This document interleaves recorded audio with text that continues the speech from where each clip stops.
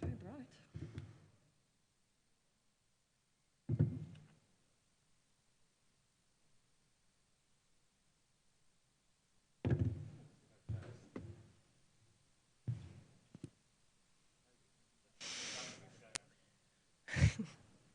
It was good, it was bad, I'm off. Now, overall, it was a good game of cricket, but it didn't go quite England's way in the end. One for the spectators, yeah. Where did it go wrong? Well, I think we were a bit short with the bat. We didn't quite get enough runs, unfortunately, and we knew we had to bowl and field brilliantly well, which we started off amazing, taking a wicket in the power play and keeping it really tight. But they got a partnership together, which, I mean, in the end, we knew if we did get a wicket there to break Dene and Marizan, we could hopefully get a few more, which almost happened. But then we took it to the last over anyway. Good game.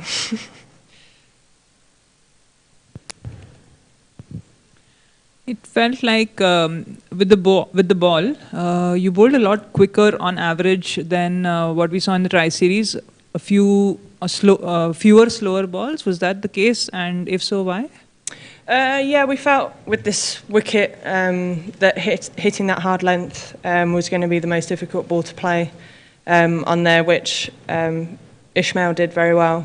She hit the pitch really hard and made it very difficult for us. So yeah, that's what we spoke about before going into the game. And yeah, then when it came down to crunch time, oh, sorry. Yeah, we felt going fuller with the wind going against it was a better plan. And was that also the reasoning of leaving out of playing Sarah Glenn ahead of Freya Davies? I guess so. That's one for the coaches. That question.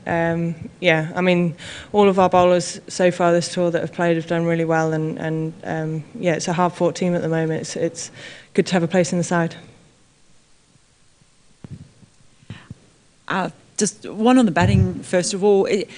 Is it really clear, do you feel, all of you know your roles, where you are coming in, sort of in that lineup? Because there has been a bit of a discussion about where people are batting above and below others. Yeah, we have a little bit of a fluid batting lineup at times. Obviously, Amy and Danny can hopefully get us off to a good start, which they did today.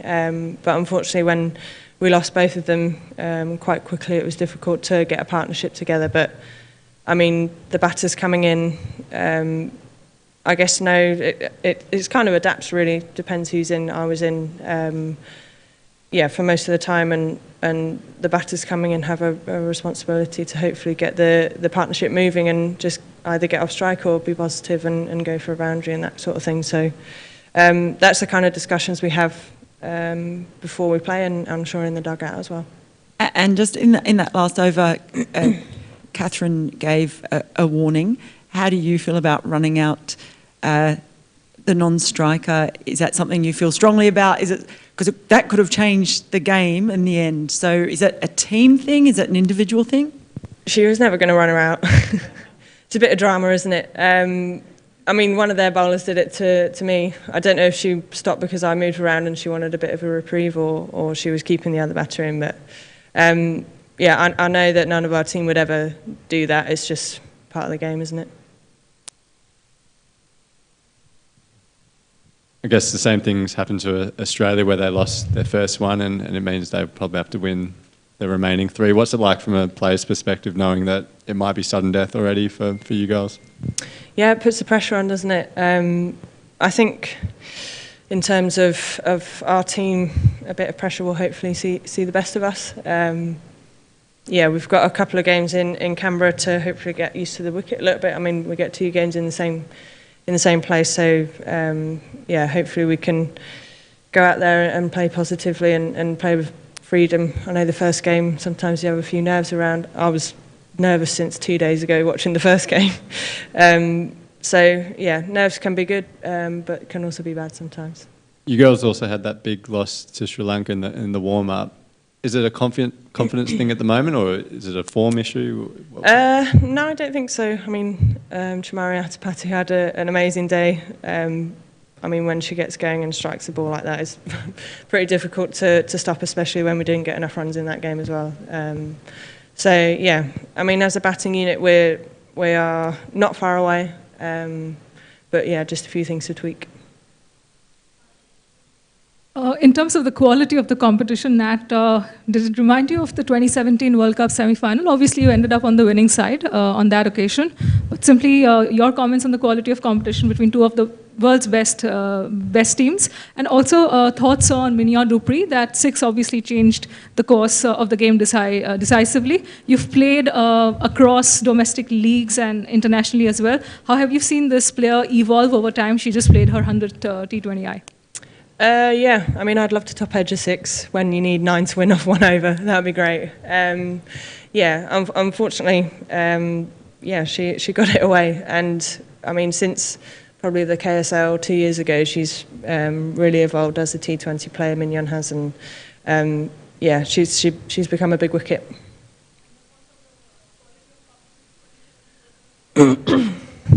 Yeah, I mean, even back then, South Africa were a great side, and I mean, you could see by the way they reacted. They believed that they could beat us. They believed that they could be in the final, but yeah, on that day it wasn't meant to be.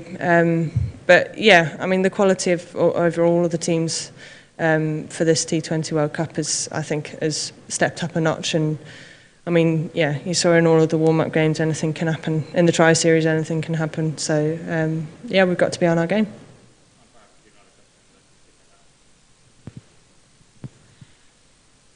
In one way, a home venue, considering a lot of the England girls play the Scorchers. Lisa, of course, has been in the Scorchers for so long.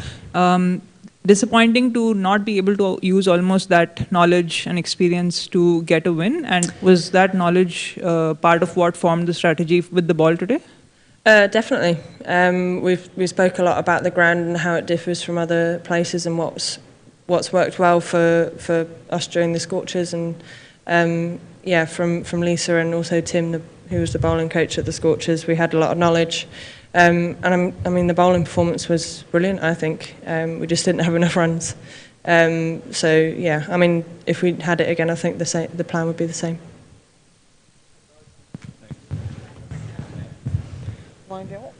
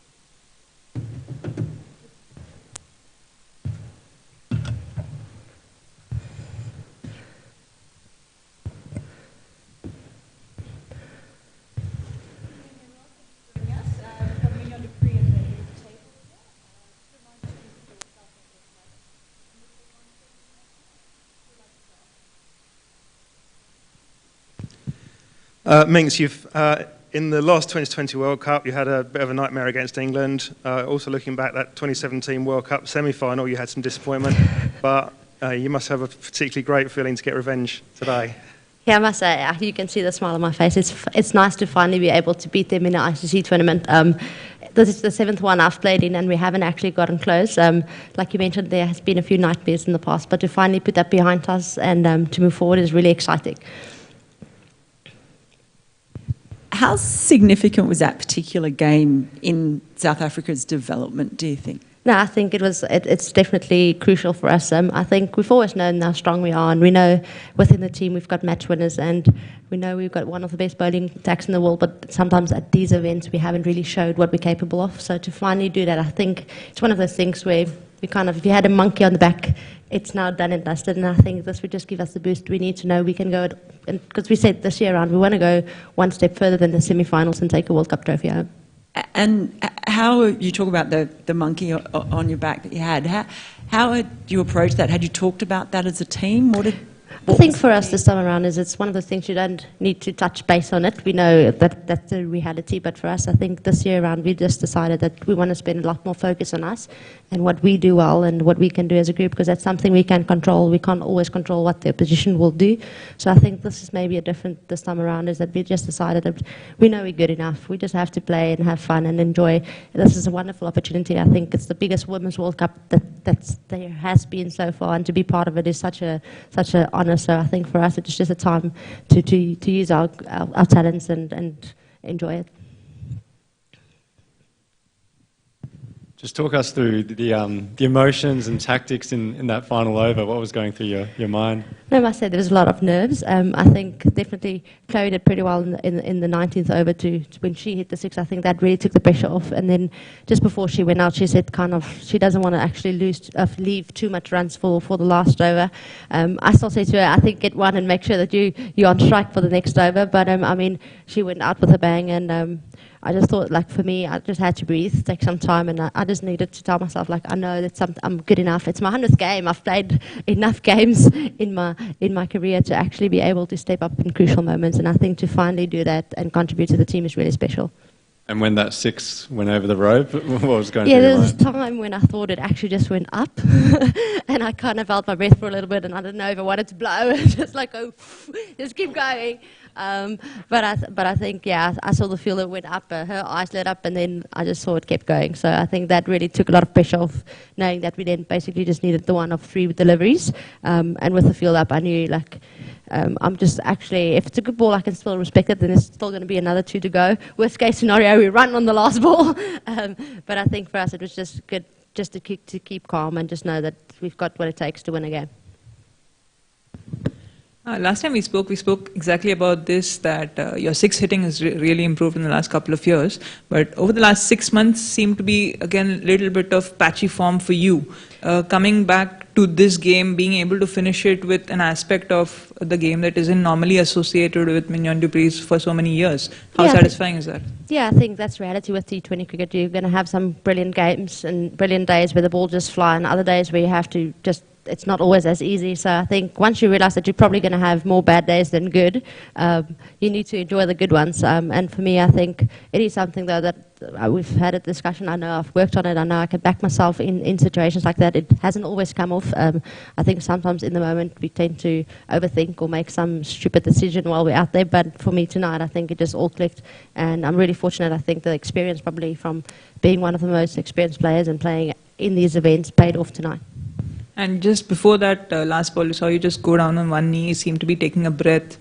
What were you saying to yourself? What was going through your mind? I think for me, everybody probably that knows me know that religion is very important for me. So before I usually go out to bat, I say, God gave me this glory, and He died for me on the cross, and now I play for Him. And in that moment, I just also said, please just be with me, and thank you for being with me before when I hit the six, because that was probably the hard part. But now just stay with me to make sure that I can finish it off for the team.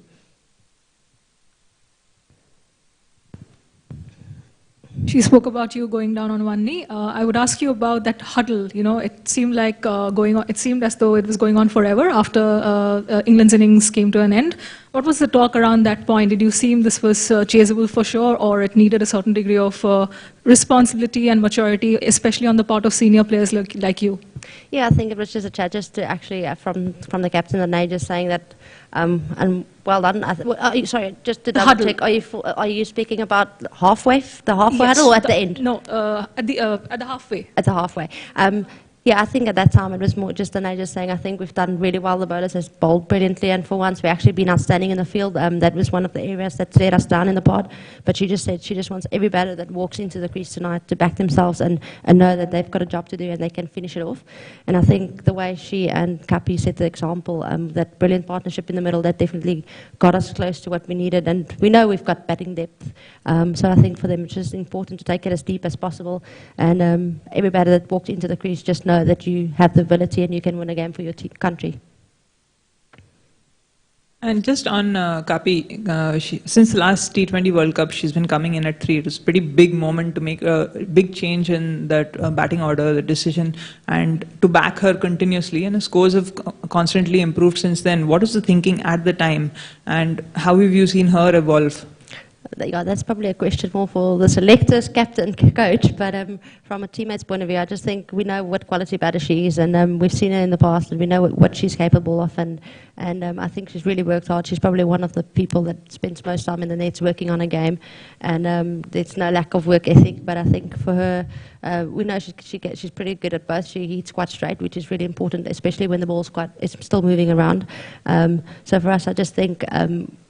It's one of those things like with the batting lineup, we don't always want to yo-yo around with it too much. I think for her, knowing that she's going to walk in and bat at 3 is quite important, and that she now knows exactly how to plan a game around it, where in the past it's been coming in early, batting later, and I think now she really understands what's needed for her in this very moment in time.